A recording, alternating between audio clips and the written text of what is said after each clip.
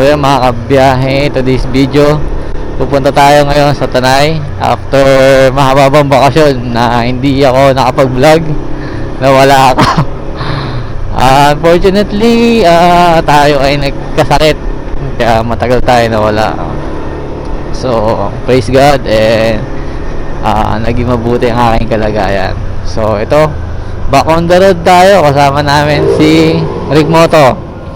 Absent muna si Doctor tsaka si Mace TV. So ayan, destination natin, pupunta tayo sa Wawa Lighthouse sa may Tanay. So let's go. Mga kabiyay, after namin mag-take off sa Taguig, dito pala kami dadaan sa may C5 and babaybay namin ang Ortigas Extension para makaakyat sa Antipolo. Right now, medyo smooth yung biyahe namin kasi madaling araw kami nag-take off para wala kaming masyadong kasabayang mga sasakyan going to Tanay. And siya nga pala, after kung magbakasyon ng mahababang panahon, marami rin naging problema itong motor ko regarding sa mga wirings, na dead yung battery niya, and may mga kailangan din akong ayusin sa mga buttons niya or sa mga switch kasi matagal-tagal na stuck yung aking motor. May mga times din na ako lang yung nag-aayos ng sarili kong motor kapag kaya ko siyang kalikutin, pero may mga times din na mahirap yung pyesa or yung parts na nasira, kaya dadalhin ko siya sa mga motor shop na malapit sa aming bahay. And ito palang ginagamit kong MDL ay ang brand niya is Motaro brand. And ito pala ang low beam ko pala is white and ang aking high beam is yellow. Meron din siyang passing light mode, kaya swak na swak to sa aking mga tour or sa mga biyahe. Ito rin pala ang aking gamit nung nakaraang North Loop kami last April. So kitang-kita ko talaga yung daan sa malayuan kapag may mga madidilim kaming lugar na nadadaanan, lalo lang sa Cagayan. Nako, sobrang dilim doon. Wala talaga masyadong ilaw. Kaya talagang kitang-kita ko yung daan ahead of me. So, napaka sulit and napakaganda ng brand na to.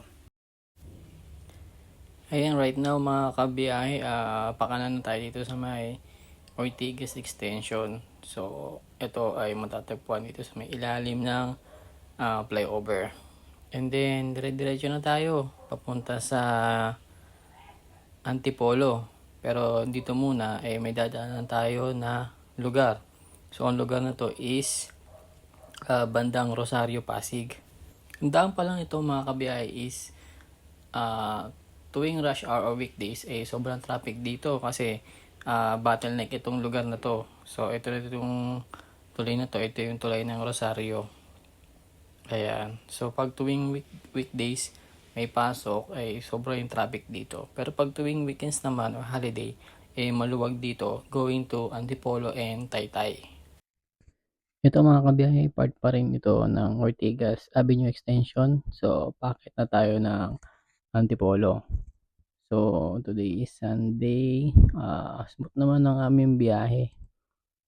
Dito wala masyadong mga sasakyan.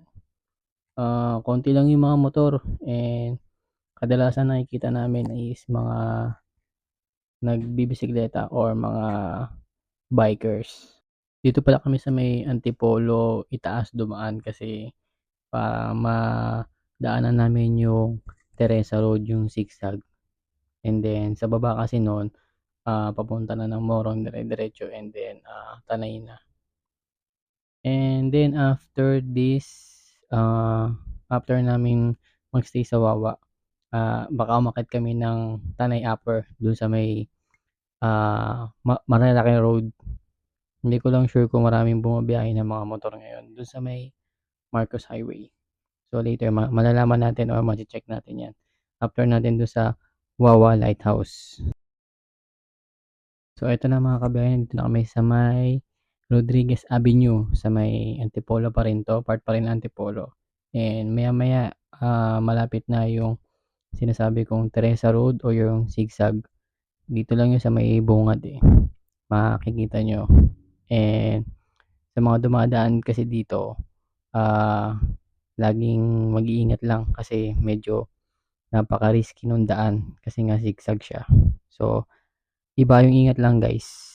Mga kabiyahe, nasa harapan ko na yung bungad ng Teresa Road. So, dito na magsisimula yung zigzag na daan. So, marami ditong delikadong kurbada. So, during this madaling araw or kahit sa gabi, lagi lang tayo mag-iingat kasi mostly yan dumadaan dito mga truck. Ayan, yung mga truck na nagde-deliver ng mga heavy na load. So, dito sila dumadaan kasi mas madali nila ma-access yung mga bayan-bayan na pagdi-deliveran nila ng mga cargo. So, itong zigzag road na rin 'to dito sa May Teresa, marami-rami na rin yung mga naaksidente rito, eh. Kasi nga napaka, ah, tirik, tirik yung mga kurbada rito and then kung baguhan kang driver at dadaan ka rito, talagang tatantyahin mo maigi yung bawat kurbada dito sa May Teresa Zigzag Road. So, ito na nga, may medyo kurbada ritong lilikuan. And during sa gabi pala guys until madaling araw, ah kailangan mo ng ano, eh, malakas na ilaw o kailangan may MDL light ka sa iyong motor. Kasi nga yung mga linya rito sa daan is hindi na masyadong nakikita, hindi na visible. So, hindi na masyadong nagga-guide yung mga motorista kung lumalagpas na ba sila sa linya nila. So, gano'n kasi kadalasan nagkakaroon ng aksidente tuwing gabi lang hanggang madaling araw. Pero kapag babiyahe ka ng umaga rito, smooth naman kasi nakikita mo yung view kasi nga umaga. So, yun lang. Ah, lagi lang tayong mag-iingat and huwag tayong mabilis and huwag tayong magka-counterflow kasi nga napakadelikado ng lugar kapag may mga matatarik na zigzag. So, ayun lang guys. Keep safe. Ito mga kabiyahe, part pa rin ito ng Teresa Road, itong binabaybay naming daan. And mapapansin nyo dito sa lugar na 'to or sa part na 'to is wala na masyadong, street light kaya sobrang dilim. So kung dadaan kayo dito, ah, iba yung ingat lang or kung may MDL kayo sa sasakyan or sa mga motor, much better kasi mas madali mo makikita ahead of you yung daan, ayan. Malaki-laki na rin pala ang in-improve nitong daan na 'to kasi dati way back, 1980s yata is, lupa pa lang ito and then hindi pa sementado yung mga pader na dinadaanan namin ngayon which is, puro lupa pa. Pero ngayon, well established na yung lugar, sementado na pati yung pader ng lupa. So, madali ng nakakadaan yung mga turista or yung mga nagnenegosyo, nagdadala ng mga goods or whatsoever dito sa Teresa kasi meron ng magandang daan na nakakapag-access sa bayan ng Morong and sa Tanay. Ito na nga yung pinakahuling kurbada na dadaanan dito sa may Teresa Road. So, medyo patag na itong dinadaanan namin and papunta na ito ng ano, ng Morong, dire-diretso lang.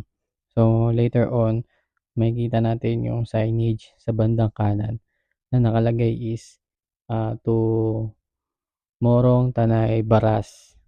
Yan. So, ayun na, sa may bandang kanan. Dito pala sa part na 'to mga kabiyahe may mga straight light na pero hindi siya gano'n kalakas. So, parang solar lang yata yung ginagamit nila dito. Pero anyways, nakakatulong na rin kasi at least may konting ilaw.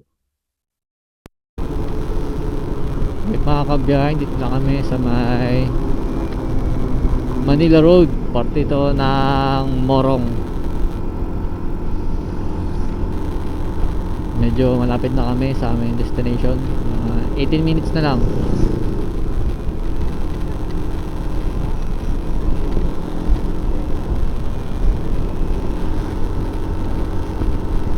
Itong daan pala na to is smooth din kaso konting ingat lang kasi walang ilaw, walang mga street light. So ang aasahan mo lang is yung ilaw ng motor mo. Kung meron kang MDL, mas better para mas makita mo ahead of you yung daan.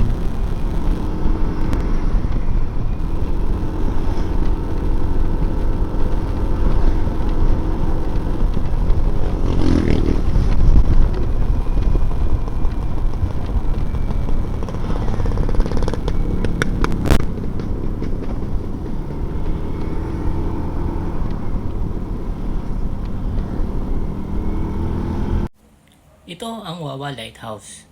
Ang Wawa Lighthouse ay orihinal na isang proyekto ginawa ng Samahang Kingfisher noong taong 1970s dito sa Barangay Poblasyon, Ibaba, Rizal.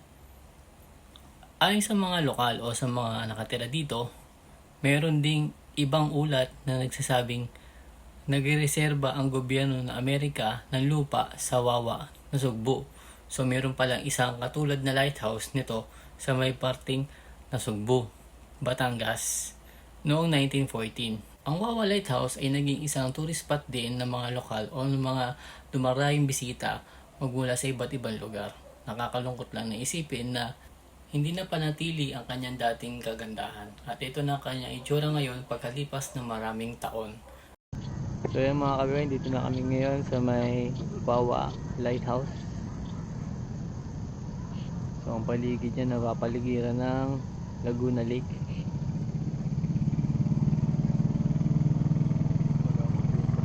And banda doon natatanaw na yung mga windmill sa Pililya. And dito sa part na to merong parang creek na naghaharang dito sa malaking bahagi ng kalubigan. So sama namin si Rick Moto and then si Hani, wala si Doctor tsaka si May TV. So lalapitan ko lang itong lighthouse. So ayun no, may paparating na bangka, parang maglalayag na siya papunta sa gitna para mangisda.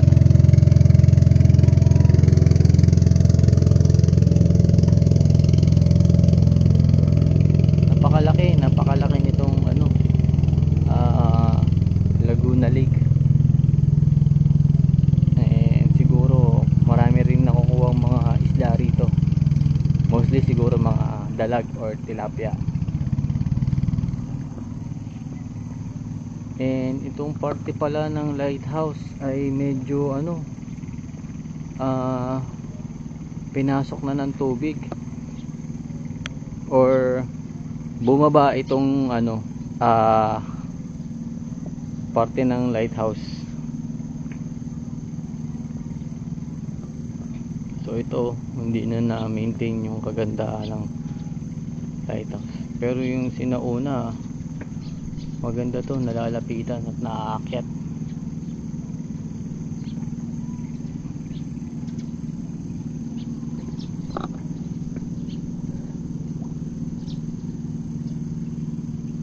So ayan si tatay yung naghanap siya ng isda. So tingin ko nga guys, medyo bumaba yung part na to. Ayun hindi pantay yung niya, semento. Dati nakakakit pa dyan yung mga turista.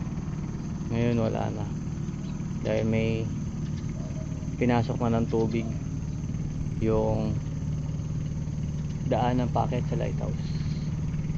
Sayang kung makakakit sana tayo doon, mas maganda yung view, pero hindi na. Siguro dahil sa hindi masyado matibay yung pagkakagawa nitong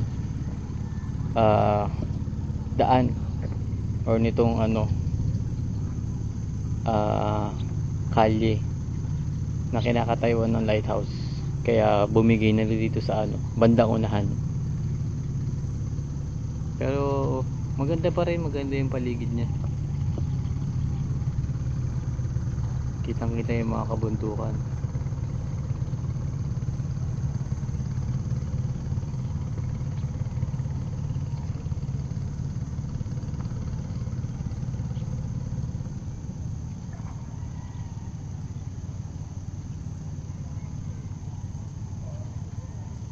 Ayan mga kabiyahe, tapos na tayo dito sa may Wawa Lighthouse. So akit tayo ng Upper Tanay kasi doon tayo mag-breakfast, kung saan siguro baka BNK or Cafe Katrina. Yan kasi yung mga sikat na kainan doon sa taas ng Tanay or sa may part ng Marilaki Road. So let's go na. Ganda ng araw oh. Sayang kung may time pa sana tayo. Punta tayo ng Pililla o sa Windmill. Pero next time na yan. Kasi short ride lang naman tayo ngayon para maging refresher kasi matagal-tagal tayo na bakante.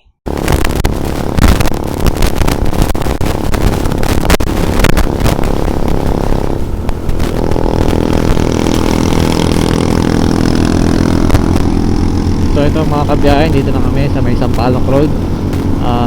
More on akyatan tong daan na to dahil packet nga kami sa may taas ng Tanay. Yung klima malamig pa rin.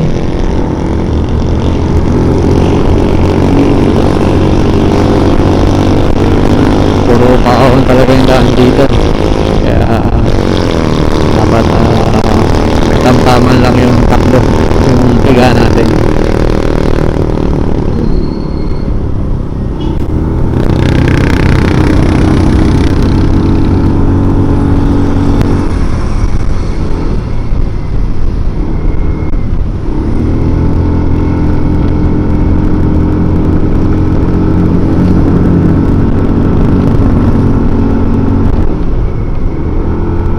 Doon na yung ano, yung daan na ano, Marilaki. Doon na tayo, doon na yung way natin pauwi.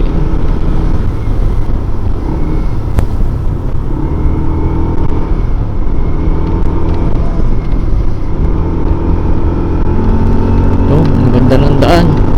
Nakaka-smooth. Hindi masyado nadadaanan ng mga truck. Kaya nami-maintain yung paganda ng daan. Ang ganda ng signal niya, kamay. Ang ganda ng signal niya. Ang laki ng sasakyan pero signal niya yung kamay.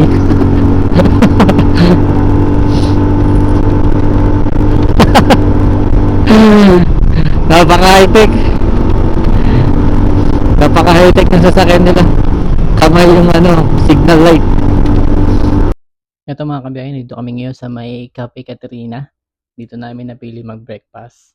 So habang hinihintay namin yung food, dito ako para pagmasdan yung kagandahan ng kalikasan, pagmasdan yung mga bundok dito sa may Sierra Madre. Dito lang yan sa may Tanay. So guys, napakasarap balik-balikan ng lugar na to. Nakakatanggal ng stress, napaka-fresh ng hangin. So hanggang dito na lang aking video. So abangan nyo yung susunod naming mga biyahe. So stay safe.